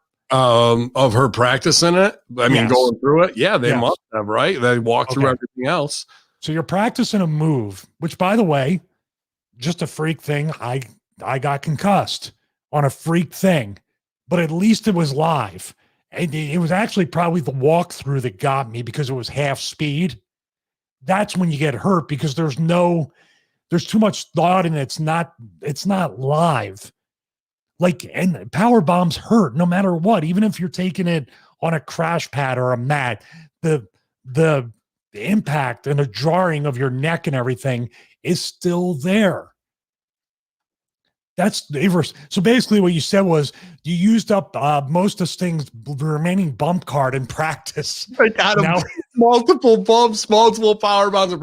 I think he's ready to do it on TV, everybody. Sting, are you hurting? Yeah, I'm fucked up. Take this Adderall. You'll be fine. By the way, why not say Sting said he's ready? The doctors cleared him. Sting said he wants to go. I said you should be careful, but Sting wants to do this. Instead, I pay everybody, so I'm going to make sure everybody knows. Basically, you now, God forbid, if Sting gets hurt or worse, are you going to say my then? Because you're sure as hell saying it, dude. Somebody's got to pull this fucking guy aside and say, stop it. You dude, just like Will Russo. Who you want to hold him down while I punch him, or you want me to hold him down? Who's holding who? We can both switch in and out. I hate that shit, man. And I'm somebody.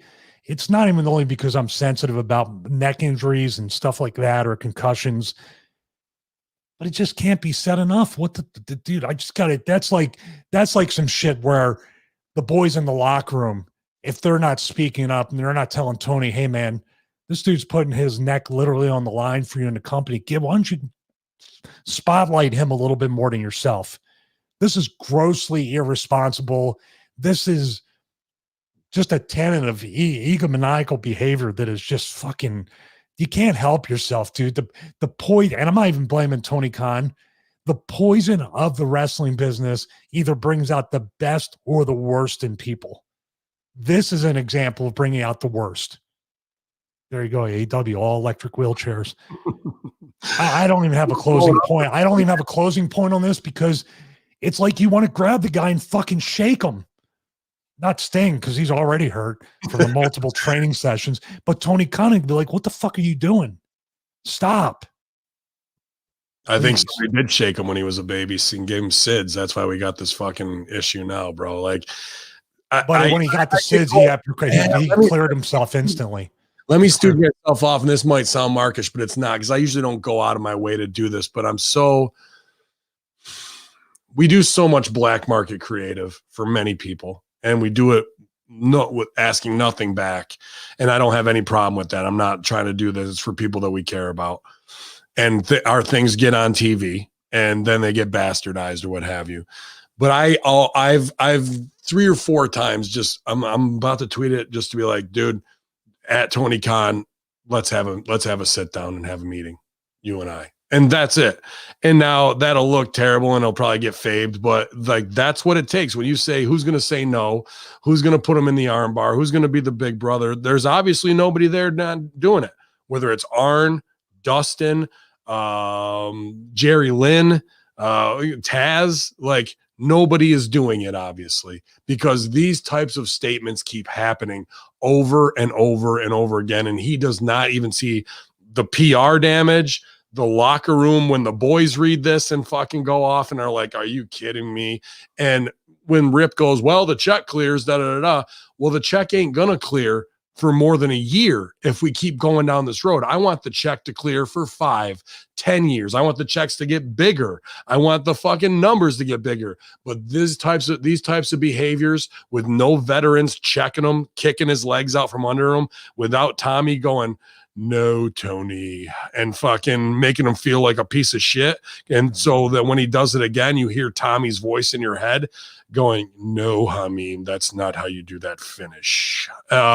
Then fucking, where are these guys who claim they want to protect the business but don't? And I have never sent that tweet, but there's been 4 or 5 times I've been really fucking close, bro. I'm pretty close to, I'm not even really on Twitter anymore, but I'm close to sending a public tweet. Like, you got a 62-year-old man and he's putting his body on the line for you and your company, and you're the one taking full credit for it. Read back what you said and tell me you're not 100% wrong. But I'll be the bad guy because I'm bitter. I'm bitter because AEW won't hire me. I don't want to, I want to say all that, but not in public. I just want to sit down because obviously nobody is checking him, bro. He is the money guy and the most detrimental thing to AEW at the same time, much like Dixie, almost 100%, right? What, Jacksonville Dixie? Are we going down this road? Exactly. I actually just his gimmick like there is just like Dixie, the giant. His is just like the Dixieland gimmick, and it's just a tone deaf, lack of awareness, and it's a rib, and they don't even know it. How long till his toy drops before everybody else on the roster? I was, I'm cutting together beautiful people stuff and the Patreon stuff that they're doing for the Red Hot VIP shoots over there. Beautiful people on Patreon is identical. And I mean, you've told me a lot of stories, but now from the girls' side of how they dealt with Dixie, bro, it's even way worse. And a lot of times I'm hearing identical mindsets to what I'm reading here on the sheets from this guy. Well, it could be a societal thing of billionaire babies. They're both second generation money that wasn't earned. And in the end, they wanted it to all be about them. And you could say that about Vince McMahon too. When he's not hungry anymore. So now it's just a plaything. Right. He had an actual mission to accomplish, but he's $1 million baby. His dad gave it up to him. Not exactly. Vince had to pay for all that stuff. Okay.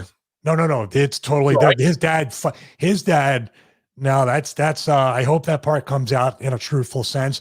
No, Vince, dude, there was death threats against him and Hogan for trying to end the territories or take talent from the territories. They were legitimately, people were going to kill them. That was very old school stuff. His dad put up every roadblock, from what I understand, to keep him from buying the WWF. Okay, I stand corrected then. Oh, but what we're saying is when you pollute it with easy money, he is essentially now a trust fund baby in a way, because the money comes in no matter what I do, $1 billion deals. So it's very much like that. Yeah, he just got promoted. So fail upwards. That has nothing to do with his dad owning the Jaguars, by the way. I'm being sarcastic.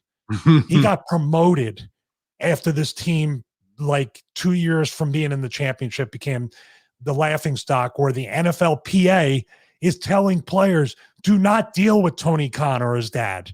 They are toxic. Do not, when you have the Players Association telling everybody in the league, do not go to this team that's run by the same guys that run AEW, that's telling. I would say that these people really care about us if they're treating their true $1 million properties in the Jaguars like that. Well, Rip has the solution that Tony just needs to be quarterback next year too. I think that's the next thing. I'd like to see him go under center and run and take this team all the way to the playoffs. Can't wait till he starts trying to save money by actually hiring football players to be wrestlers and wrestlers to be football players. And don't think that won't happen. I wrote this play. Austin Aries, our final story today kind of pops me, bro. Austin Aries sells autographed tinfoil hats, appears without a mask at a recent fan signing. Pro wrestling veteran Austin Aries is receiving some criticism for recent comments on the COVID-19 pandemic and an autograph signing he had in New York this past week. And Aries, who made headlines for COVID-related controversies in the past, appeared at the Wrestling Universe store in Queens this past Sunday. Promoter Jerry Sorrentino noted on Facebook before signing that Aries was encouraging fans to drop their masks for photos, and that Aries would not be wearing a mask of his own. A message from Austin Aries: if you're coming to the Wrestling Universe, he will not be wearing a mask for photos, and he urges you to drop your mask for the photo op and take it off. Come down and say hello from 3 to 5 p.m. Aries appears for the signing on Sunday and ended up selling autographed tinfoil hats to fans who came to see him. That's fucking great, dude, because that's worker 101. $3 worth of tinfoil. How many hats can you make? 15 of them. Sell them at $10 a pop. You just flip $3 of tinfoil into $150. I love it. I want to back up real quick. There was a person in the chat room who's saying that, like, he knows the real story about how Vince bought the company from his dad, and I must be listening to the official version, although I was with the company for 10 years and know the backstory. So that's okay. What do you know? That's over documentary, Shug, not under documentary. I never watched either documentary. How's that? So Austin Aries, to go back to the important part of this. So the Austin Aries thing, basically, in New York, you're not going to be wearing a mask. You don't wear a mask in the picture with them. And he's selling autographed tinfoil hats, which is awesome. Love it. I love it too, man. Here's his statement real quick to finish up as I try and get my camera readjusted. Sorry. Austin Aries says the new Austin Aries autographed tinfoil hats were a hit today at my signing in New York. He wrote on Instagram, I was pleasantly surprised by conversations I had this weekend on the current state of affairs. I spoke with many who strongly dislike and don't agree with what's going on with COVIDs. And seeing the agenda for what it is, plenty of relief when they could lower their face diaper while visiting and taking pictures. Maybe there's hope for humanity after all. So let's pick a rabbit hole to jump down. Have you heard of adrenochrome? HARP, maybe? End quote. And I like that he called it COVIDs, because people who don't know is that Fauci was in on the AIDS crisis in the 80s and was a developer of there as well. And now he has also just received $1 million prize from Israel, cash prize in Israel, also now making lists of those who aren't vaccinated to be intimidated by their own police force. And Joe Biden also giving $200 million to the Wuhan labs for further experimentation so we can get COVID 2021 when they release that as well. A lot of people might have issue with Aries. Backstage, we've heard this. The shows I've worked with him, he's been nothing but great. And this type of woke talk where you're talking to fans about adrenochrome and HARP while they're trying to brush it under the fucking carpet, and Tom Hanks comes back day one of Biden's fucking shit after fleeing for Greece for pedophile fears. This is somebody who's actually a little bit more with the program and not afraid to step out and make some fucking waves. So I got to put him over, man. I totally agree with that. Well, unfortunately, though, obviously the narrative is going to be different for this because, they'll say whatever. And of course, wrestling fans will put it in some sort of wrestling way that doesn't mean anything when the truth is right there. Right. If that were the case, Florida would have tens of millions of people dead right now, and they seem to be thriving.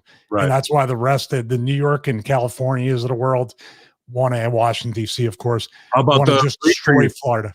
What's that? The preacher you sent the other day. Oh, yeah, the 4 minutes of just talking about how, and it wasn't so much of a religious viewpoint, but it's what it was. Mm-hmm. They've literally said, and it's not been on the news because obviously they want masks forever. And now Fauci says, I don't know, we put this in the chat as well. Fauci said, and this was really weird, if you get the vaccine, you're not going to be able to do a lot of things because you're carrying the virus. Did you remember seeing that? If you have the vaccine, that step up, but yeah, I mean, if you take the vaccine, there's many things you cannot do. Is that just a Freudian slip? Did he mean you can do it, but he said you cannot do it? He Idle last night when we were talking about it, because I said mask that he put over mask till 2022, and Idle goes, Sheik, what if they're setting it up to say all that, and then in 6 months we can not have masks, so they make themselves baby faces out of that by trying to extend it in people's mind, but then they look like they're the heroes because they found the fucking cure because of that as well, dude. The interesting point from Idolizer, no doubt. But Stevie, we made it through the headlines, man. A brutal TK day of just more missed opportunities. The Big Show thing is the biggest botch, in my opinion, dude. You could have had him out. You could have saved this, what's going to be a dog shit Shaq segment. And now everybody's thinking about Shaq and fucking Big Show. And now the surprise is ruined when you do it. And it'll just look amateur as shit at the end of the day.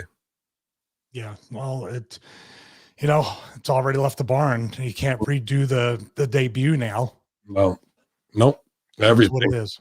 More misses. And maybe you guys will see that tweet one day and it'll just be, hey, TK, we need a meeting. Hit me up. I don't know.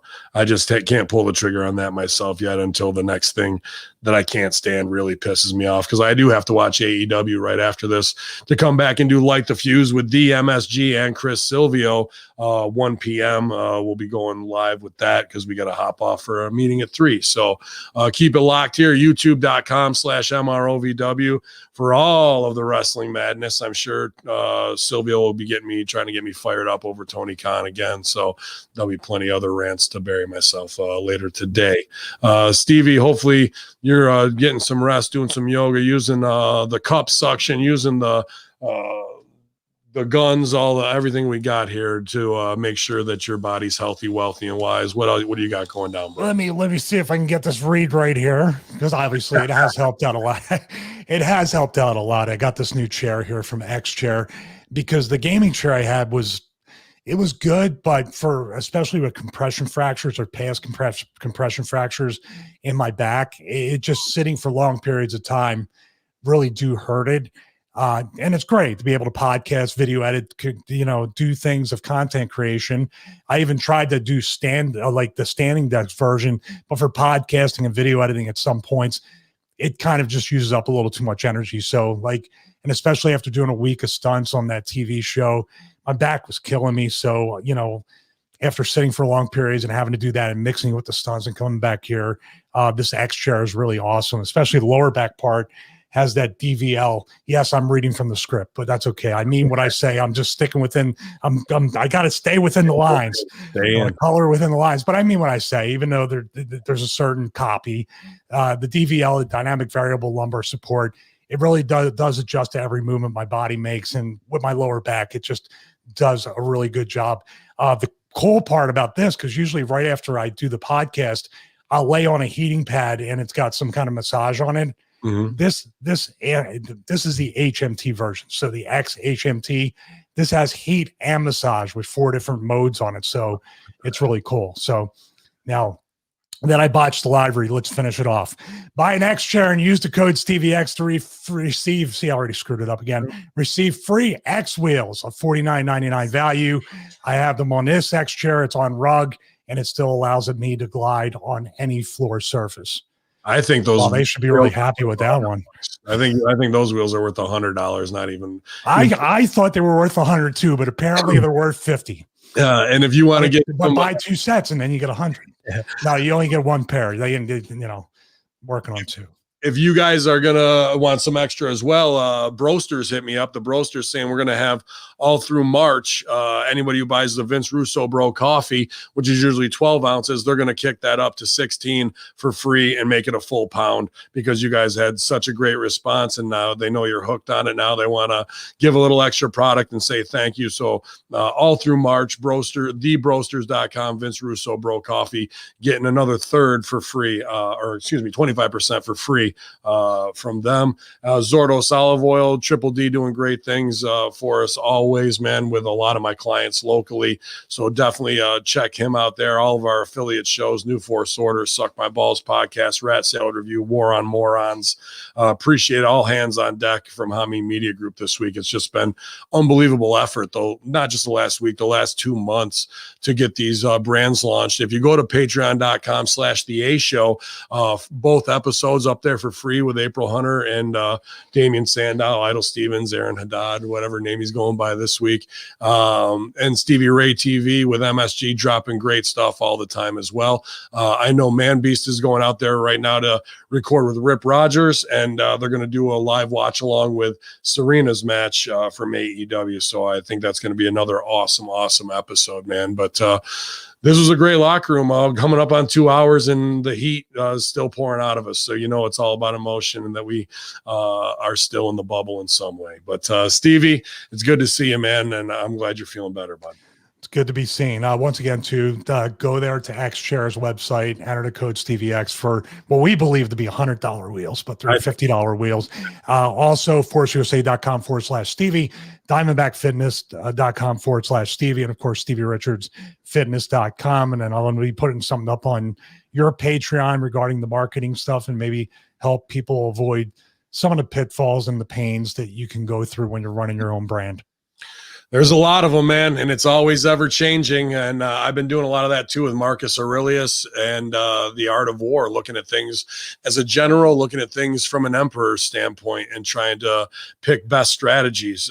So we're putting all that stuff out there. You guys are, if you're interested in being your own small business owner and helping that grow, that's what Hamin Media Group's here for. We've got the community, we've got everybody plugged in, and you guys have been doing awesome with interacting, whether it's the new investment group that we have going on as well, or just Hamin Media discussion group, Russo brand subscribers. We appreciate you guys keeping it locked here, and we're at 50 strong streaming. Could be a new Friday locker room record, you guys. So everybody just keep on doing what you're doing. Don't let them beat you down, and keep your head held high during all the bullshit. You know what I'm saying? It's Hacker Hamin. It's Big Stevie Cool. It's the Friday locker room here at Hamin Media Group, hackerhamin.podbean.com, infidels. YOLO.